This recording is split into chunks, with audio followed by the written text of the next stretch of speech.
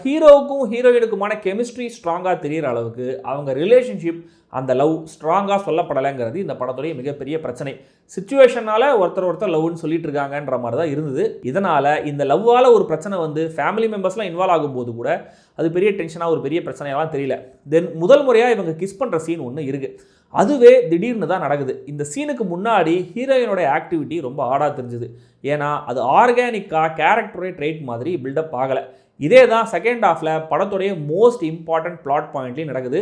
அந்த ட்விஸ்ட் ரொம்ப சடனாக டோனலி ரொம்ப ஆடாகவும் இருந்தது. லைஃப் இஸ் லைக் தட், நம்ம எதிர்பார்க்காத மொமெண்ட்ஸ் தான் இருக்கும். ஒரு ஜஸ்டிஃபிகேஷன் சொல்லிக்கலாம். சமீபத்தில் தலவரா அப்படிங்கிற ஒரு மலையாள படத்தில் ஒரு செகண்டரி கேரக்டர் திடீர்னு இறந்து போவார். அவர் செகண்டரி கேரக்டராக இருந்தாலும் அந்த டெத் ஒரு அதிர்ச்சியை தரும். ஏன்னா ஹீரோ பாயிண்ட் ஆஃப் வியூவில் லைஃப் எவ்வளோ நிச்சயம் இல்லாமல் இருக்குங்கிறத அவர் ரியலைஸ் பண்ணுற மாதிரி இருக்கும் அந்த ஸ்ட்ரெச். ஸோ அந்த சடன் ட்ராஜடியை விட அதை கேரக்டர்ஸ் எப்படி டீல் பண்ணுறாங்கங்கிறத ஆடியன்ஸை டச் பண்ணுது. இங்கே அந்த ஒரு பெரிய ட்விஸ்ட் லேண்ட் ஆனதுக்கப்புறம் அகைன் ஒரு க்யூட் ரொமான்ஸ் டெரிட்டரிக்குள்ளே இந்த படம் போகுது.